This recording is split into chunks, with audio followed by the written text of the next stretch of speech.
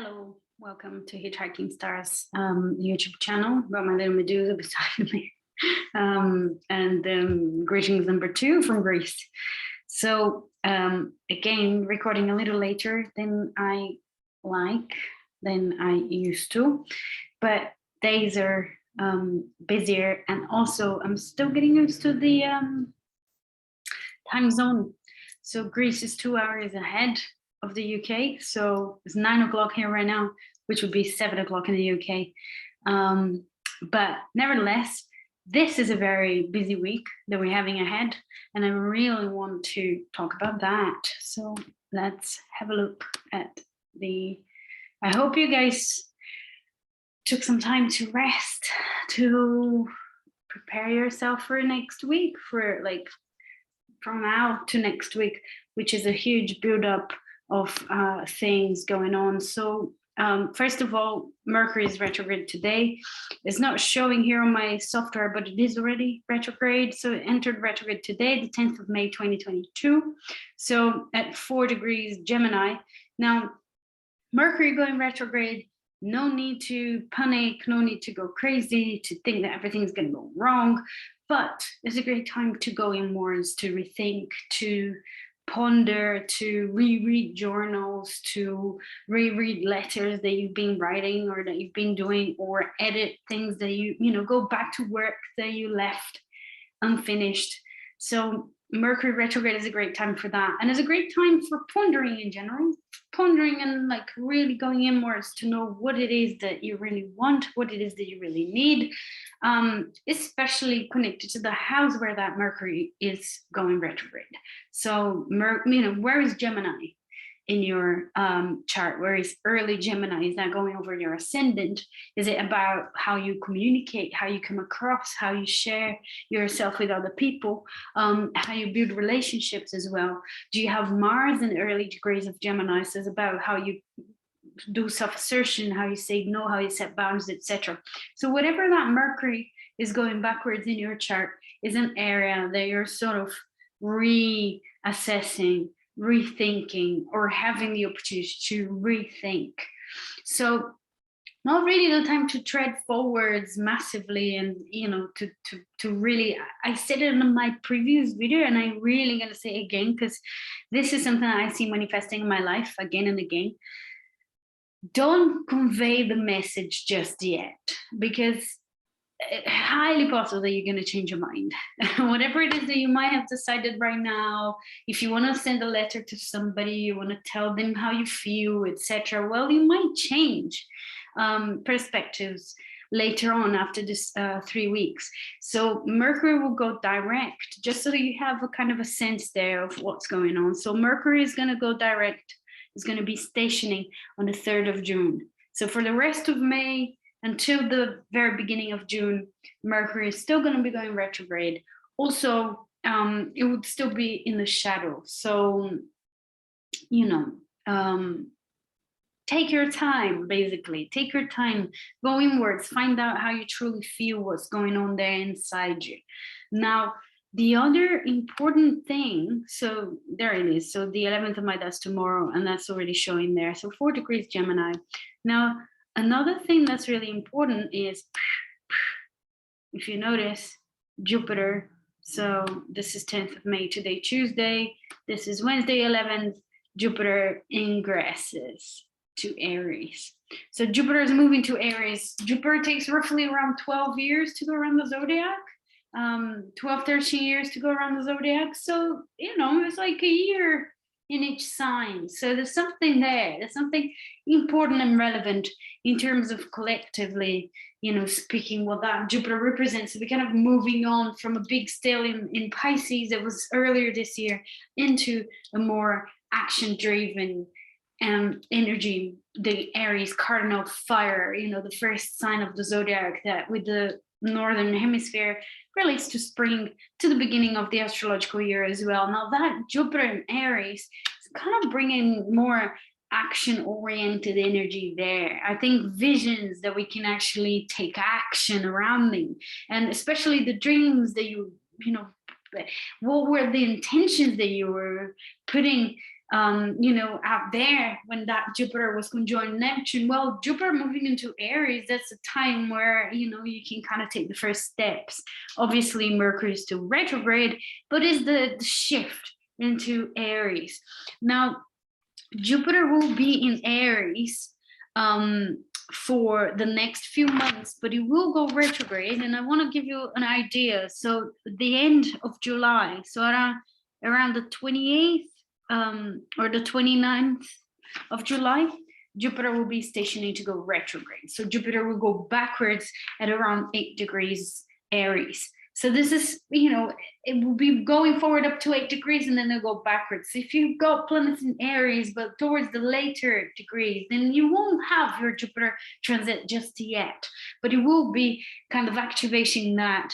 By October, the end of October, Jupiter will pop back into Pisces, and then it will move direct from November the 24th, and it will go back into Aries for good on the 21st of December.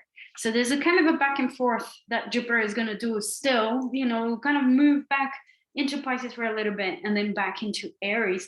But whatever you have in your chart that's in fire signs will be transited by that Jupiter. Jupiter will be touching that.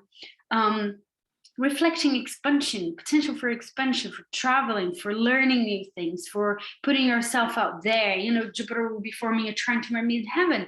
I kind of look forward to that, and to put myself out there more publicly as well, you know, so you kind of get the gist. If it's a Jupiter conjoined your sun in Aries, great new beginnings. When Jupiter was over my sun, I did do a hitchhiking trip for 3 months. That's how I came up with the hitchhiking star's name and etc. So watch out for that Jupiter and find where Aries is in your chart. What house is Aries in your chart? And also what houses are Jupiter ruled, because they will be connected. So if you've got Sagittarius in the 7th house, if you've got Sagittarius in the 9th house, so this, you know, the whatever is represented by that house, you know, the 7th, relationships, etc., will be brought forward with that Jupiter and Aries in whichever house Aries is in your chart.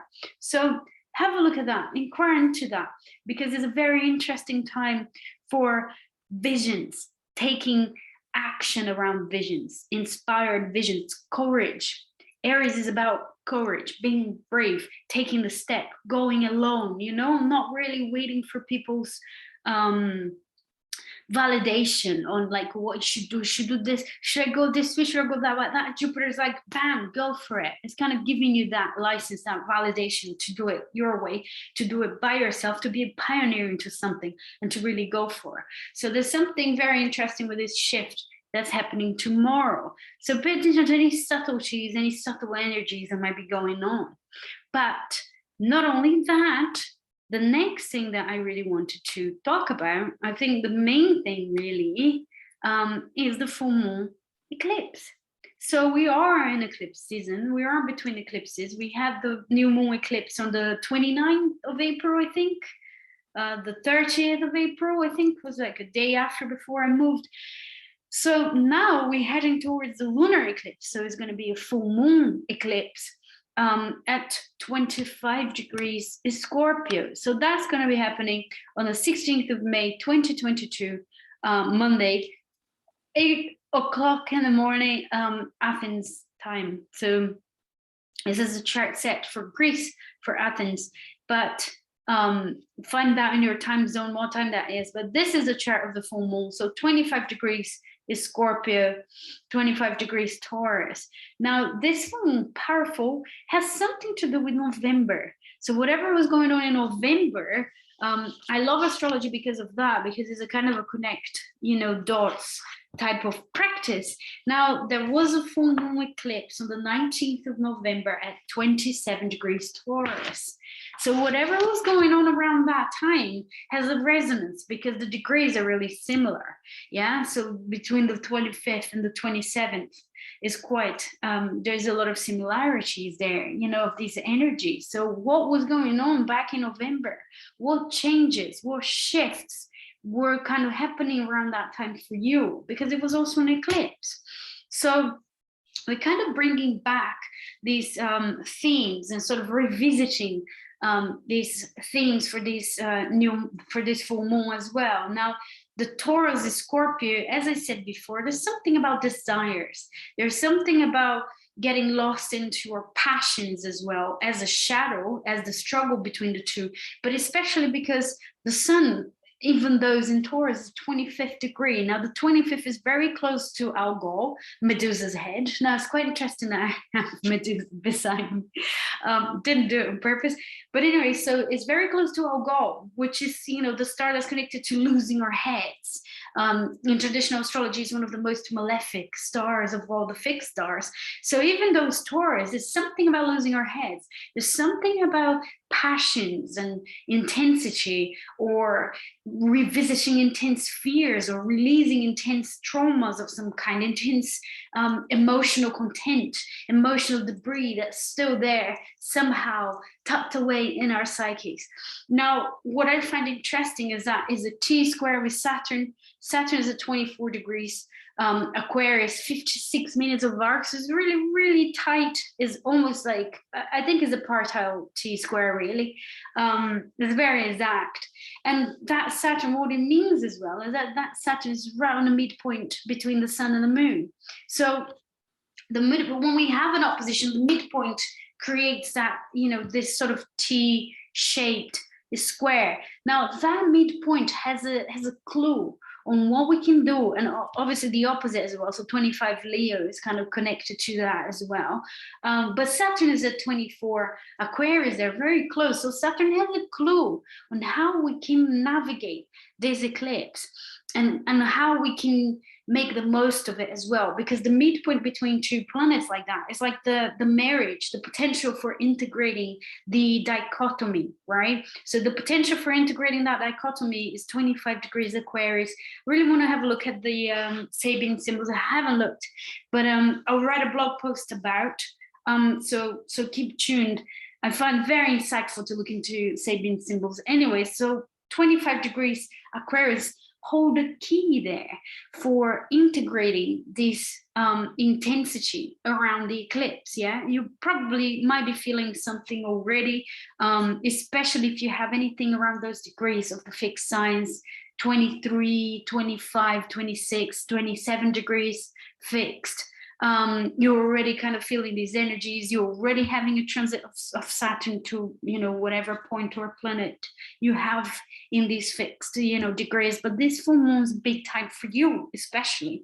So the Aquarian side is a kind of a tip on how to navigate. And Aquarius at best is being able to see it, right? Is being able to detach, is also being able to be friends. So if you have some kind of dilemma there, or some kind of drama that's popping up, best thing is to have a rational conversation about it. Now, if you can't have it yet, remember Mercury is retrograde, just hold it. Yeah, have a chat with your friends, have chat with people that you can have a conversation in a detached, in a friendly, in a cool way. And this is a way that you can gather insight about your situation that you can then communicate once Mercury goes forward.